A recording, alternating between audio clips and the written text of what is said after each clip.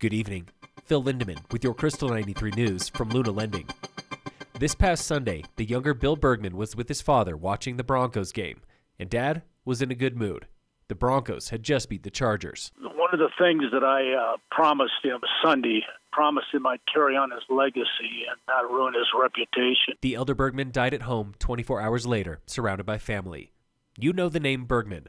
The Iowa native moved to Colorado in the 50s and co-founded Keystone Resort with Max Durkheim. Durkheim handled the ski stuff. Bergman, the business. He was a good spirit. He was an honorable man. He started Keystone with Max on a handshake. He bought the land for Keystone from a small college in Illinois on a handshake. That doesn't exist anymore today, but that's the type of man he was. The elder Bergman is the namesake of Keystone's newest chairlift, Bergman Express, the resort's first chair above treeline. It debuts later this season when the snow is ready. Local YouTuber Jonathan Buckhouse has pleaded guilty to improper firearm storage for leaving a loaded gun in a camper where a child was staying when that child was shot in the hand. Buckhouse pleaded down from felony child abuse. That plea deal says he must surrender the gun and make a firearm safety video for his YouTube channel. The judge called this scary stuff, saying guns attract children like moths to flame, and luckily the consequences this time were not tragic.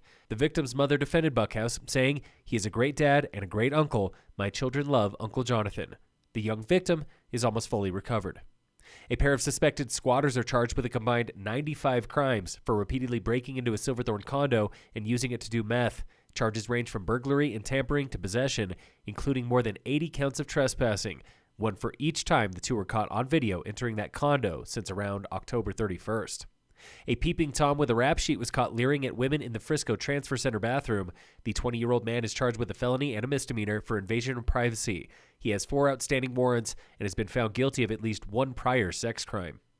A public advisory committee is reviewing the county budget for next year, and committee says the county cannot afford to float the mill levy. Individuals will not save enough, and the county will lose too much. The committee is also deadlocked on $3.1 million for 29 new jobs. Nearly $1 million of that is earmarked for 11 new jobs at the 911 center. The FIRC is asking Summit County for $10,000 to support its rental assistance program. This gives eligible locals up to $600 per month for rent.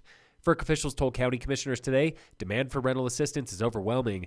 4 local towns and the Summit Foundation have already committed to it.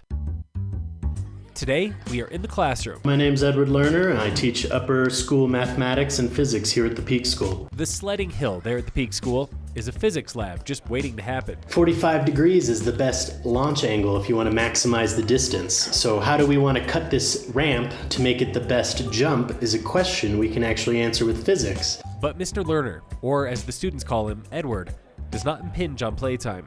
He just recommends ways to enhance it. Another really fun thing I'll do is it's called video analysis. We can actually shoot a video on our phone, and by applying math concepts like a Cartesian plane and some physics formulas, we can actually measure something's velocity, acceleration, and implicitly forces through video data alone. So I think that's a lot of fun and really relates that so much science is going on in their phone in their pocket every day. This is the same philosophy he brings to upper-level math and science. I'm big on connecting the dots, not just collecting the dots. Right about now, Edward is skinning to a backcountry ski hut where he's connecting much bigger dots for a group of Frisco elementary students. Guided stargazing and other hands-on physics demos. Students tend to learn the best outside the classroom. Those are the memories that stick with them into adulthood. He takes these hands-on astronomy workshops all across the county through his side gig, Snow Education. Thanks again for going in the classroom with local educators. In sports, the Nuggets play the Bulls tonight at 6. And in local sports, Summit High Wrestling is up in Steamboat Springs today. Phil Lindeman, Krystal 93 News.